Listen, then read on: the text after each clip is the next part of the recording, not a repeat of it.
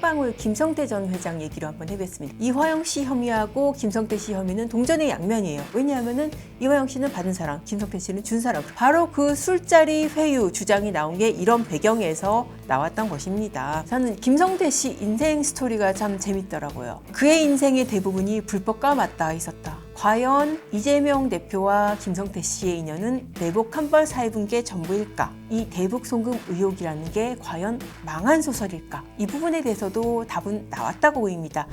안녕하세요. 조선일보 법조전문기자 양은경입니다. 오늘의 판읽기는 쌍방울 김성태 전 회장 얘기로 한번 해보겠습니다. 얼마 전에 왜 이제 본인 재판받고 법정 나가면서 내가 햄버거 하나 가지고 들어오는데 교도관들이 얼마나 난리를 쳤대 그런 얘기 해가지고 화제가 된 적이 있었죠. 그날 재판에서 굉장히 중요한 얘기가 많이 나왔습니다. 특히 이재명 대표와 관련된 그런 중요한 부분이 많이 나와서 제가 그 부분 다시 한번 차근차근 짚어드릴게요. 먼저 이재명 대표가 김성태 씨에 대해서 뭐라고 했는지 그 부분을 제가 한번 조금 환기를 시켜드릴게요. 그 작년 1월이었습니다. 그 이 대표가 공직선거법 위반으로 재판받았잖아요. 2018년도에. 그때 호화 변호인단을 굉장히 많이 동원을 했는데 그 변호사비를 이제 본인 돈에서 나간 게 크게 없었단 말이에요. 그러니까 이거 누가 대납해 준 거 아니냐 그런 의혹이 있었고, 구체적으로 이거 쌍방울 측에서 전환사채 발행해서 한 20억 대준 거 아니냐 그런 의혹이 있었습니다. 그 문제가 불거졌을 때 이 대표가 뭐라 그랬냐면은 저는 김성태 얼굴도 본 적 없어요. 아니 왜 그분이 제 변호사비를 대고 그럼 누가 변호사비를 받았다는 거예요? 쌍방울과의 인연이라면은 내의사 해본 거밖에 없다. 그 얘기했었죠. 그리고 그때 당시에도 김성태 씨랑 이재명 대표랑 통화했다 뭐 그런 얘기가 나왔었거든요. 이 통화에 대해서 뭐라 그랬냐, 누가 술 드시다가 저한테 뭐 전화 바꿔줬다 그런 얘기가 있는데 저는 기억이 안 나요.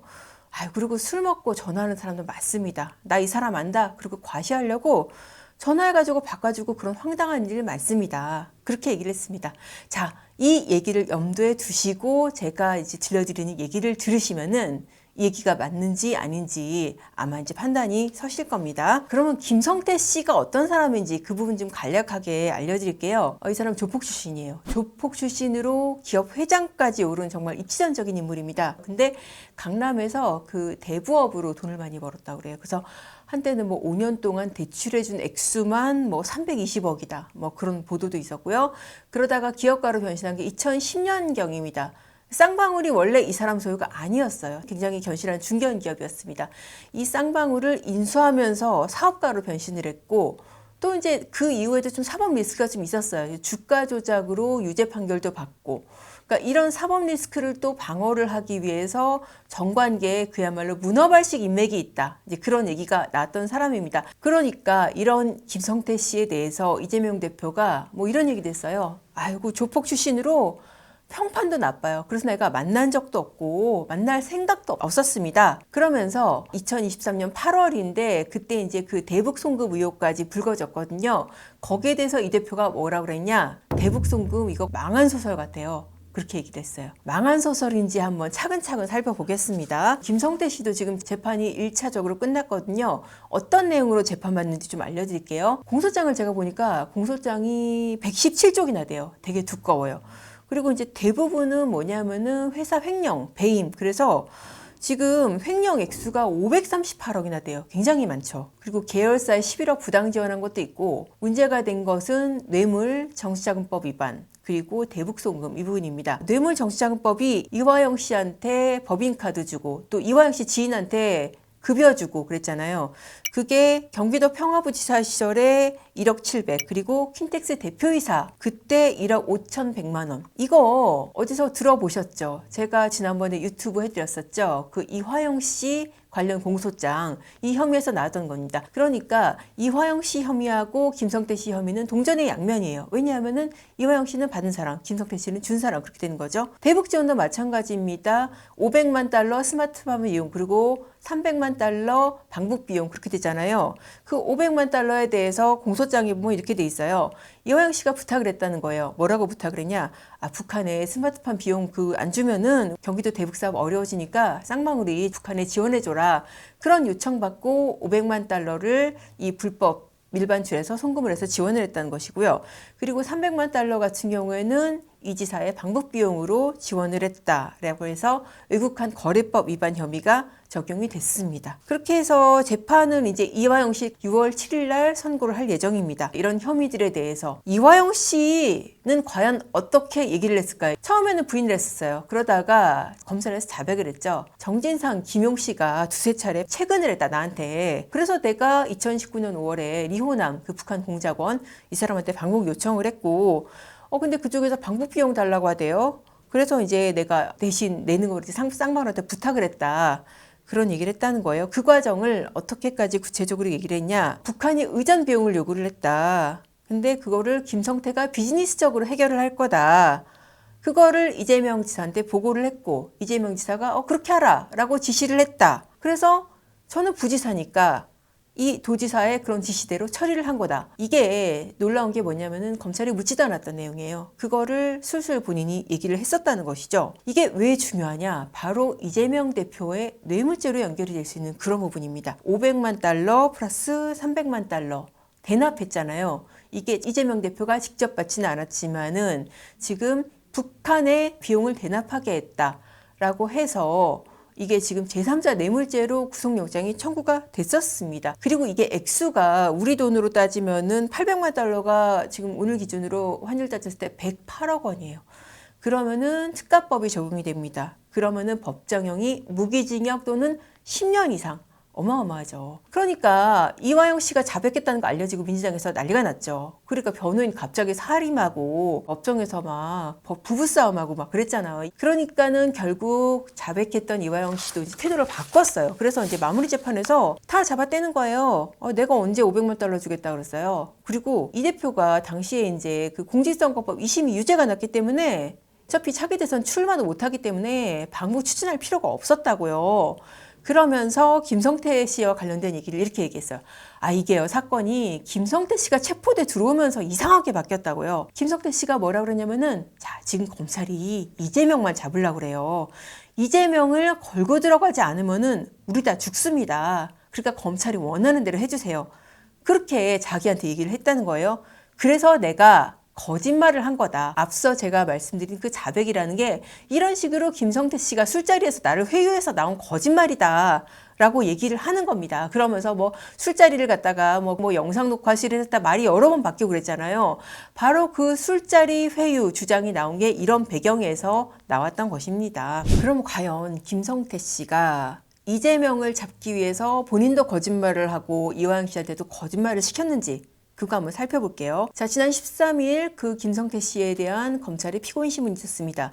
이때 검찰이 김성태 씨한테 자, 이화영 씨 요청으로 스마트팜 500만 달러 대납했죠? 그리고 이화영 씨 요청으로 이재명 지사 방북 비용 300만 달러 대납했죠? 맞습니다. 라고 다 인정을 했습니다. 그리고 검찰이 뭐 이런 질문도 했어요. 이화영 씨가 스마트팜 비용 대납하면은 그 김성애 같은 북한 최고위층하고 연결해서 쌍방울이 대북 사업 경기도하고 같이 할 수 있게 그렇게 해준다고 그랬죠? 그리고 이화영 씨가 그 김성애라든지 김영철 북한 고위층 만나고 하는 제안이라서 더 그 말을 믿었었죠? 네. 라고 했습니다. 아니 이화영 씨는 그 대북 송금 이재명 지사한테 보고한 적 없다고 하는데 근데 당신은 그 이화영 씨가 이재명한테 보고를 했다고 당신이 진술했잖아요. 그리고 만찬 자리 그 만찬 자리에서 이재명 지사 바꿔줘서 통화됐다고 그랬잖아요. 이거 맞아요? 그러니까 김성태 씨가 네 맞다고 그랬어요. 그러니까 검찰이 사진을 하나 제시를 합니다. 자, 이 사진 많이 보셨을 거예요. 2019년도 1월 17일 날 그 중국 심양에서 왜 북한 송명철 부실장 이 사람하고 쌍방울 이화영 씨가 원탁 테이블에 앉아서 파 한 대서 하는 그 사진 있잖아요. 그 사진을 제시를 합니다. 자, 그러면서 이렇게 물어봐요. 이 사진 보세요. 여기 뭐 음식 보니까 없죠? 음식 없는 거 보니까 이거 만찬 시작할 때쯤이죠?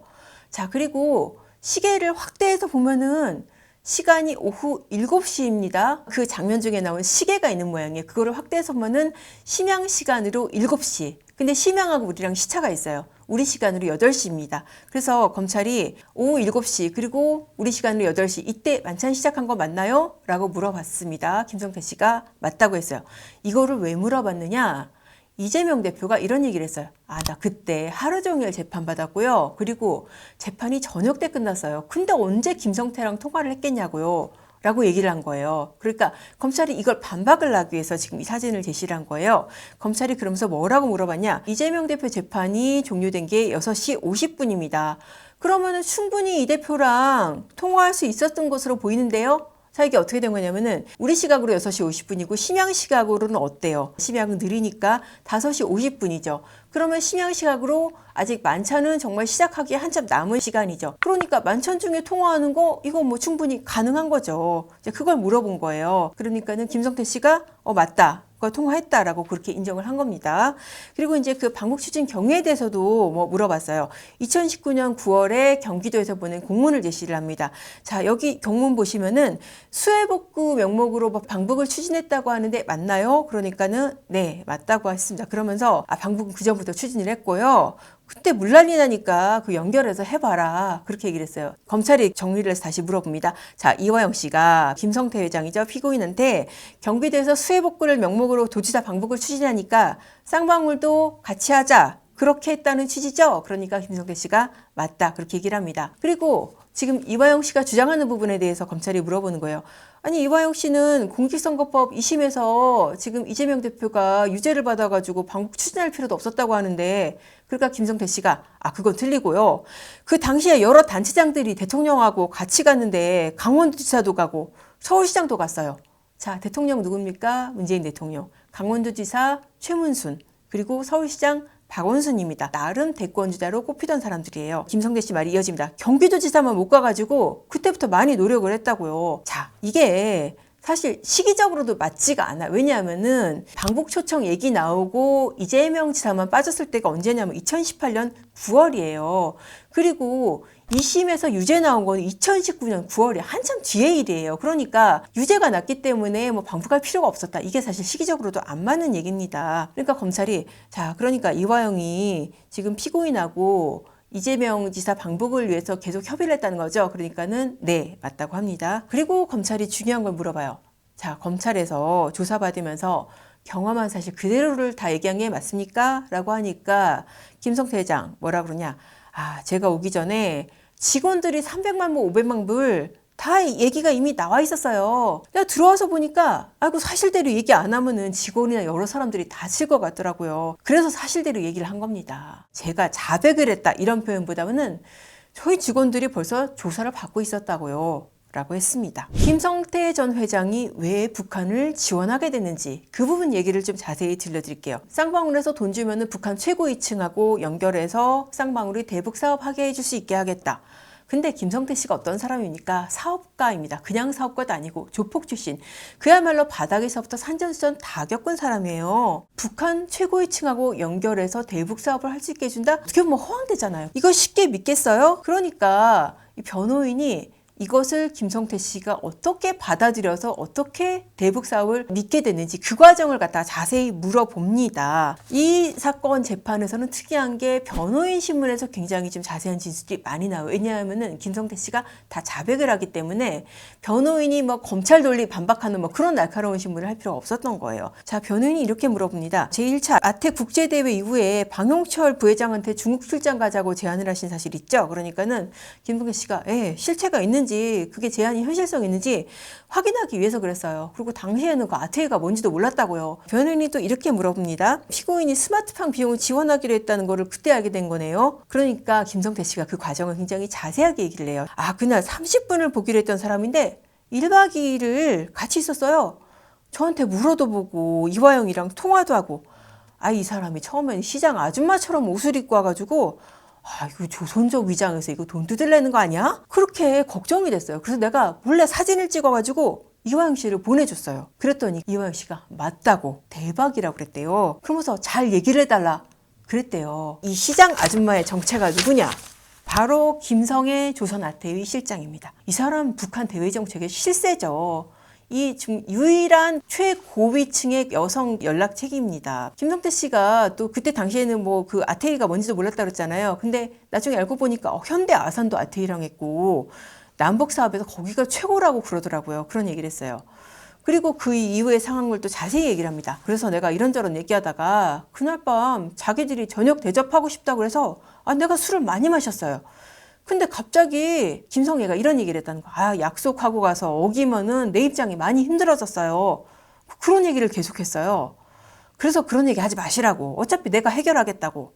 형이랑 얘기해서 잘 해결하겠다고. 그게 뭔 얘기냐면은 스마트팜 500만 달러 지원 약속을 했는데 이게 지금 UN 대북 제재에 막혀가지고 보낼 수가 없게 된, 그러니까는 김성애 입장에서는 남쪽에서 500만 달러 지원 받겠다고 했는데 안 되니까 내 입장이 곤란해졌다. 그 얘기를 김성태 회장한테 했다. 그런 얘기입니다. 그러니까는 김성태 회장이 형, 여기서 형이 누구겠어요? 이화영 부지사입니다. 이화영 부지사하고 내가 얘기해서 잘 해결하겠다. 그렇게 약속을 했다는 것입니다. 변호인이 이런 얘기도 물어봐요. 2019년 5월 6일경에 어도라는 식당에서 경기도 대변인 김용 만났죠? 어떤 대화했어요? 그러니까 김성태 씨가 고맙다고 그랬고 정책적으로 도움 줄 수 있으면 주겠다. 이 대북 사업이라는 게 혼자 나 혼자 하는 뇌피셜이 아니라 경기도도 다 알고 인지하고 있다는 거죠. 비슷한 맥락에서 이것도 물어봅니다. 2019년도에 피고인 모친상이 있었죠? 그때 경기도지사 비서실장 조문 왔었죠? 그때 비서실장이 쌍방울그룹 스마트팜 비용 대납한 거 고맙다고 했는데 알고 있어요? 그러니까 김성태 씨가 네, 맞아요. 이때 비서실장이 누구냐면은 전영수 전 비서실장, 성남FC 수사하다가 이제 극단적 선택을 했죠. 이렇게 지사의 비서실장이 조문으로 와가지고 그때 대납에 대해서 고맙다고 했다. 이건 이재명 지사도 알고 있다는 것이죠. 변호인이 이런 것도 물어봤어요. 스마트팜 그 비용 그거 법인 자금이 아니라 개인 자금이라고 하던데 맞아요? 그러니까 네, 제 주식을 담보로 대출을 받아서 낸 거예요. 라고 얘기를 했습니다. 그리고 이후에 또 방북 비용에 대해서도 굉장히 중요한 얘기를 많이 합니다. 변호인이 이런 질문을 했어요. 이렇게 스마트팜 비용 논의하다가 어떻게 경기도지사 방북을 얘기를 하게 됐어요? 그러니까 김성태 씨가 그때 본인들도 방북을 원했었는데 정부에서 승인을 안 해줘가지고 거꾸로 거기다가 계속 요청을 해달라고 지속적으로 부탁을 했었어요. 그래서 협약 체결할 때 리혼남 송명철 오니까 본인이 얘기하는 것보다 저희가 친밀도가 좋아가지고 좀 강하게 도와달라고 그렇게 얘기를 하게 된 거예요. 그러니까 경기도와 이재명 지사 본인들이 방북하고 싶은데 정부에서 승인도 안 하니까 쌍방울 좀 너네 좀 해달라, 다리 좀 놔달라, 옆구리 찔렀다는 겁니다. 자, 변호인이 이것도 물어봤어요. 도지사 방북 비용 처음에 500만 달러였다고 하죠? 근데 300만 달러 된 거죠? 김성태 씨가 기름값 정도나 주자 뭐 그렇게 얘기를 했었어요. 변호인이 개인 자금으로 300만 달러를 전달했는데 그거 왜 그랬어요? 그러니까 그분이 잘 되기를 바라는 마음이고 그분이 잘 돼서 남북관계 좋아지만 자, 여기서 그분이 누구겠습니까? 말은 안 했지만은 당연히 이재명 대표죠. 왜냐하면 그때 당시에 이재명 대표가 유력 대선 주자로서 대북 사업에서 본인의 존재감을 드러내고 싶어 했잖아요. 그 얘기를 김성태 씨가 하는 겁니다. 지금 김성태 회장이 날짜까지 정하고 그랬는데 코로나 때문에 못 갔어요 라고 얘기를 했습니다. 김성태 회장 혐의 중에 이화영과 공동적으로 법화 주고받고 뇌물 주고받은 그 혐의 있다고 그랬잖아요.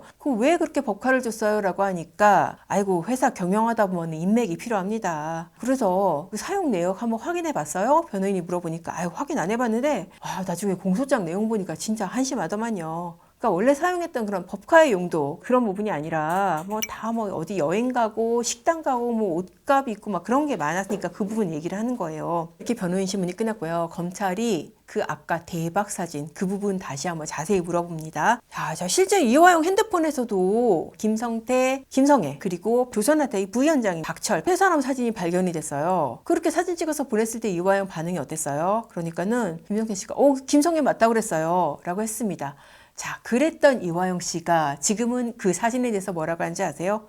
저게 왜 내 폰에 있어요? 그런 얘기를 한다고 그래요. 아니, 비교를 하자면 그런 거 아니에요. 내가 어떤 물건 훔쳐갔는데 그 CCTV 잡혔어요. 근데 그 CCTV 보고 저 CCTV에 왜 내가 있어요? 그거랑 똑같은 거예요. 근거가 있는데 지금 어이없이 부인을 하는 거죠. 자, 그리고 검찰이 이런 부분도 물어봅니다. 스마트폰 비용 500만 달러 북한에 전달했을 때 이화영이랑 상의했어요? 그러니까 김성태 씨가 돈 만들기 쉽지가 않더라고요. 그래서 상의를 했었습니다. 그리고 김성태 씨가 직접 내가 돈을 들고 나가겠다 그러니까 이화영 씨가 굉장히 걱정을 하면서 그런 방법밖에 없어요? 라고 해서 나중에 이제 방법이 어떻게 됐냐면 여러 개로 쪼개가지고 쌍방울 임직원들한테 화장품, 책 이런 데 넣어서 나간 그런 방법으로 실현이 됐었습니다. 그리고 방북 비용 300만 달러에 대해서 도 검찰이 이 부분 물어봤어요. 이화영이 피고인한테 500만 달러를 100만 달러로 줄여보라고 한 적 있죠? 맞다고 그랬어요. 근데 500만 달러에서 300만 달러로 최종적으로 협의한 거 맞나요? 그러니까 네, 200만 달러는 당에 필요한 자금이라고 해서 영수증까지 받았어요. 그리고 100만 달러는 자기 개인적으로 여기저기 인사하고 오게 되면 헬리콥터, 차량 이런 거 구체적인 논의를 다 했어요. 자, 헬리콥터, 차량 누가 탔겠습니까? 이것도 제가 말씀 안 드려도 다 아실 겁니다.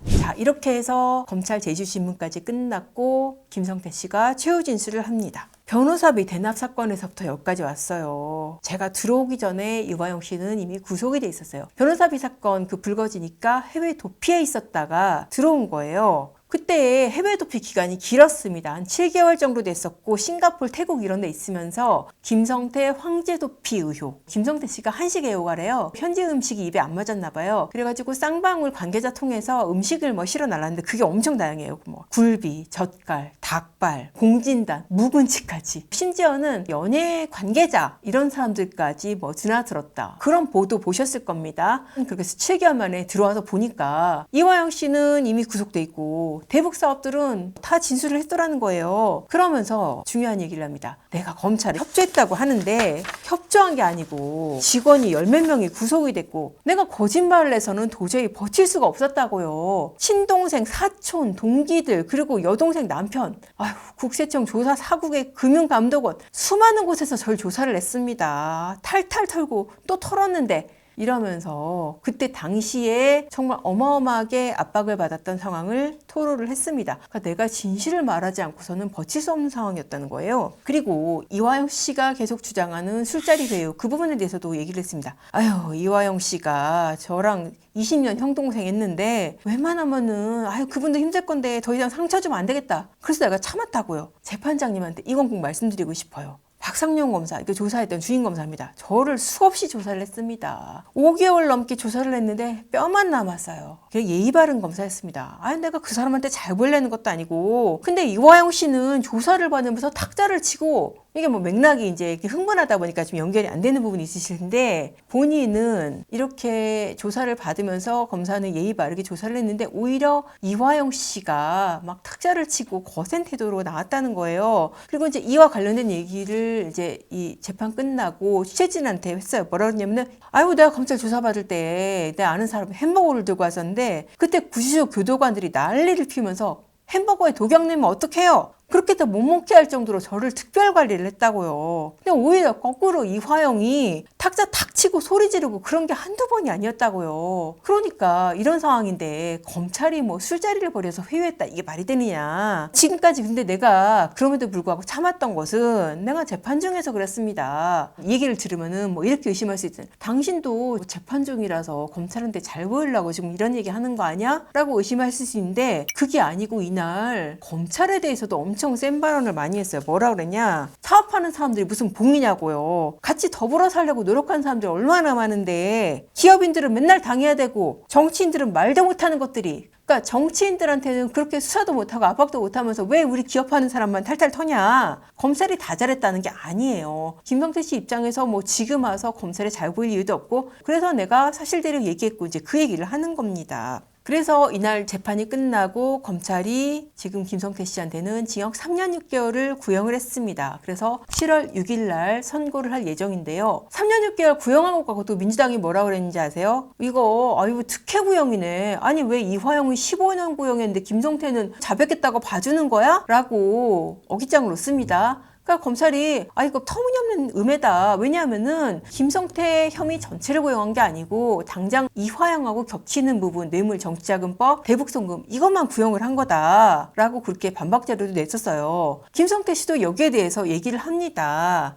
나하고 대질 조사도 아무도 안 하더라고요. 김용이 됐든 이재명이 됐든 누구든 실질적으로 대질해서 있으면은 나를 증인으로도 못 부르는 사람들인데 이게 뭐겠어요? 자신 있으면 맞다이로 들어오라는 거예요. 왜 뒤에서 이러냐? 라고 공박을 하는 겁니다. 이렇게 해서 김성태 씨가 어떤 사람인지 어떤 과정을 거쳐서 여기까지 왔는지 재판이 어떻게 이루어졌는지 제가 좀 설명을 드려봤습니다. 저는 김성태 씨 인생 스토리가 참 재밌더라고요. 어떤 그 기사에서 이런 표현을 썼는데 그의 인생의 대부분이 불법과 맞닿아 있었다. 이 부분 참 맞는 표현이에요. 그리고 정말 장기간 해외 도피도 했었죠. 그럼에도 불구하고 그렇기 때문에 이 사람이 말하는 게 거짓말일까요? 그건 아니죠. 그러면은 처음에 제가 방송 시작할 때 이런 질문 드렸었죠. 과연 이재명 대표와 김성태 씨의 인연은 내복 한벌 사입은 게 전부일까? 이 대북 송금 의혹이라는 게 과연 망한 소설일까? 이 부분에 대해서도 답은 나왔다고 보입니다.